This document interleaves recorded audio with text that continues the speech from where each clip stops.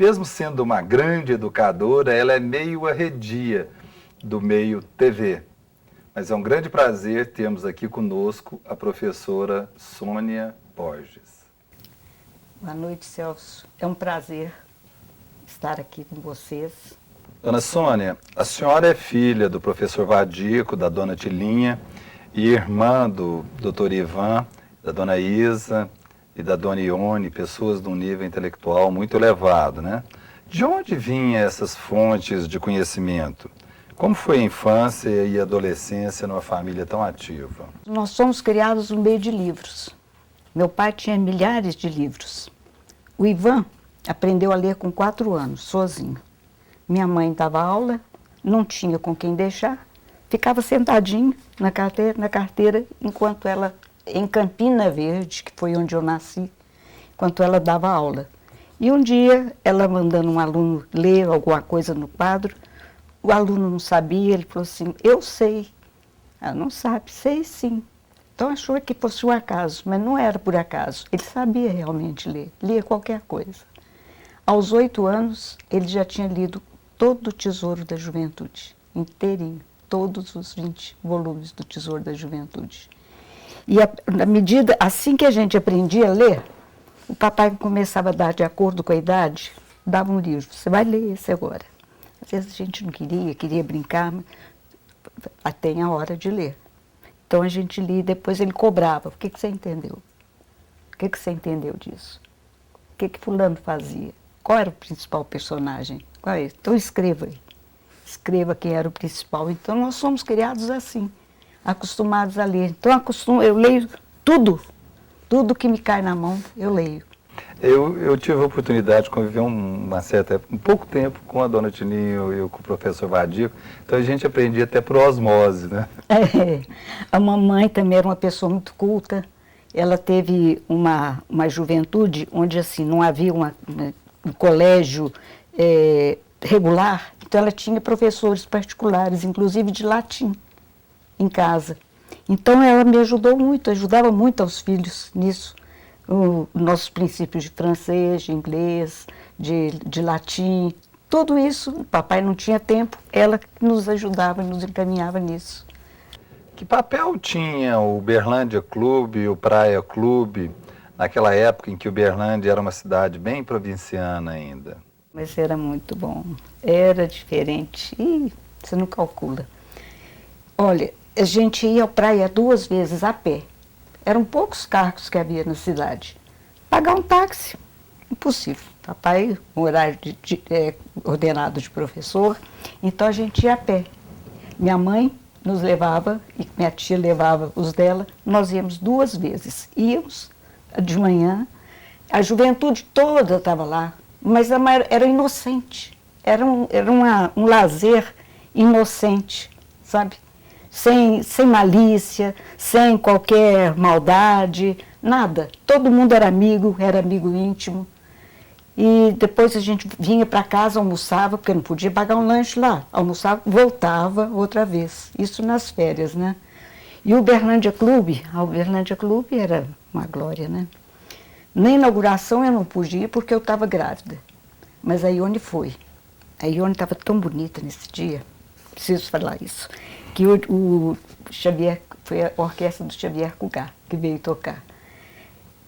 Ele chegou na mesa da minha mãe e falou assim, a sua filha é a moça mais bonita do baile. Porque de fato ela estava muito bonita aquele dia.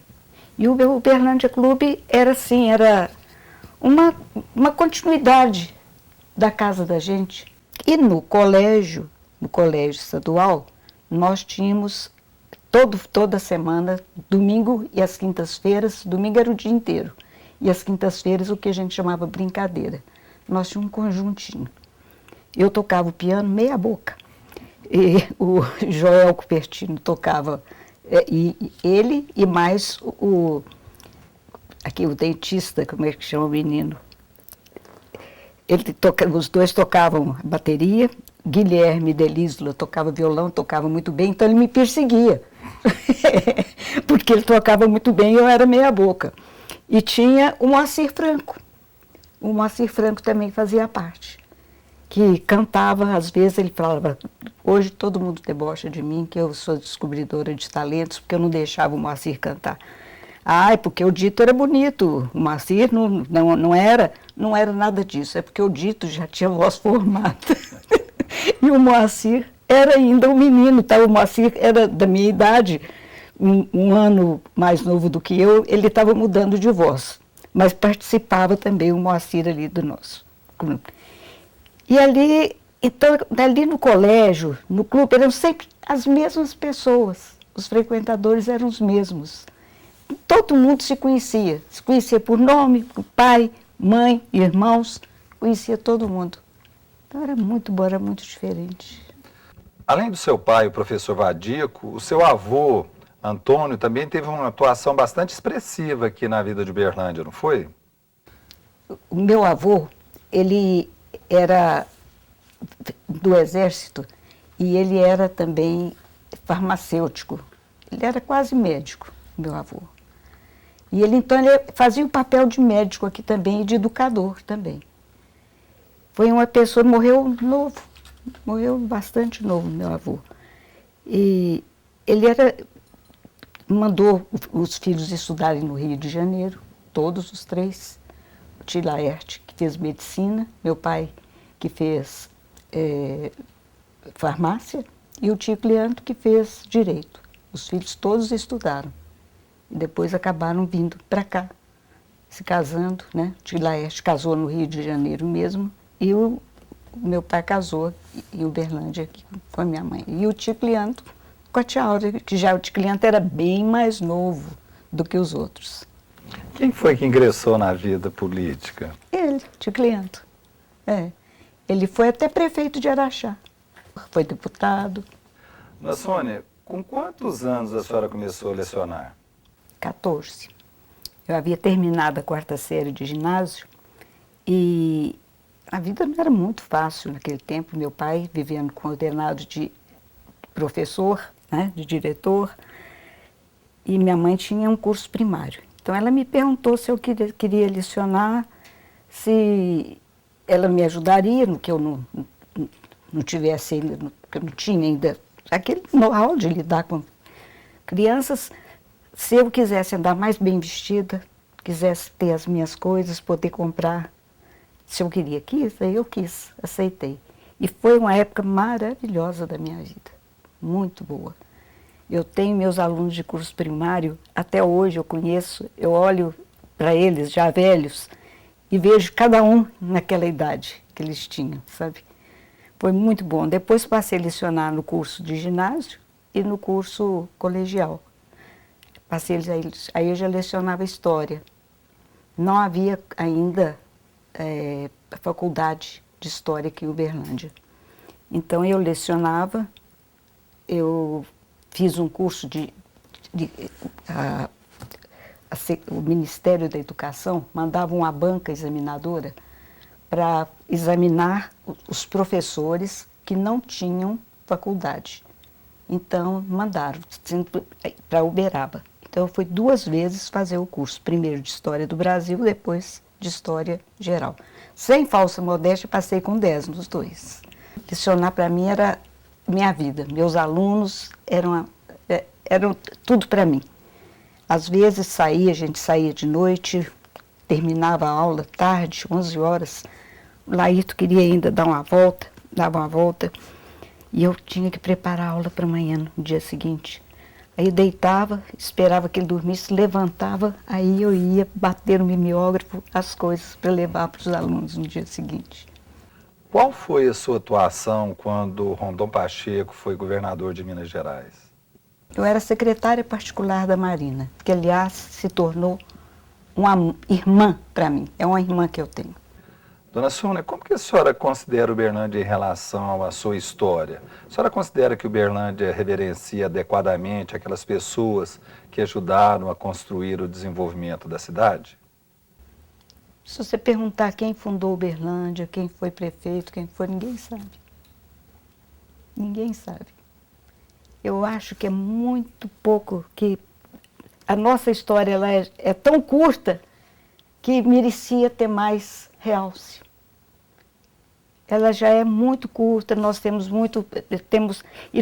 tanta, e é tão cheia de tanta coisa bonita, de tanta coisa alegre, tanto o desenvolvimento dessa cidade que tem. Uberlândia é uma cidade cheia de, muito cosmopolita, que não sabem, não conhecem. Então aqueles que já vão ficando mais velhos para trás vão sendo esquecidos, como é o caso do meu pai também. Só aquelas pessoas mais velhas é que reconhecem, é que sabem quem foi o seu Vadico, o papel que ele teve no estudo, no ensino de Uberlândia. Dona Sônia, é uma pena, mas a gente tem que chegar ao fim. Eu queria que a senhora, no final aqui, falasse quais são as boas recordações que a senhora tem da época do estadual. São tantas que você não faz nem ideia. Primeiro, quando mudamos para lá, eu tinha 6 anos. E ali a gente brincava, tinha um porão. Essa é uma das boas recordações, que a gente entrava naquele porão, era perigoso, se tivesse escorpião, qualquer coisa, entrava, atravessava, depois vieram os estudos, vieram, a mamãe tinha naquele tempo um pequeno internato, porque o colégio eram poucos alunos, então tinha muita gente que conhecia o meu pai e que queria trazer os alunos para cá, cidades vizinhas onde não havia colégio. Então pediram a ele que pusesse. Então veio a época do internato, teve aquela transição. Depois veio uma época que eu achei fundamental. Era Ginásio Mineiro de Uberlândia, porque ainda não tinha curso colegial, não era colégio ainda. E um dia meu pai estava na janela da secretaria, da reitoria, estava olhando a praça, porque no começo aquela praça era um buraco, era ali onde se armava o circo. Estava ali na janela e já tinha pracinha, passaram 2 garotas pretas, e uma olhando para a outra falando assim, pois é, tanta gente que estuda e a gente não pode, aqui a gente não precisava pagar e não pode. Ele escutou, chamou, escuta, vem cá, chega aqui, por que vocês não podem estudar? Porque a gente não pode estudar de dia, a gente tem que trabalhar e à noite não tem. Então, o ano que vem vocês vão estudar. O ano que vem vocês vão ter um curso noturno aqui. Foi para Belo Horizonte, conseguiu, precisava de mais verba, porque eram mais salas de aulas, mais professores, né, mais funcionários. Ele lutou, pelejou e conseguiu e colocou os 4 anos de ginásio. Esse é um dos marcos que o professor Vadico deixou. Esse foi um grande marco, viu? Sônia, muito obrigado, foi um prazer muito grande. O prazer foi meu, Celso. Eu estou muito feliz de poder, se eu tiver colaborado em alguma coisa, eu fico Nós é que estamos muito felizes com a senhora, e quem tem história tem que ficar tranquila mesmo. Eu já virei história. Até a próxima.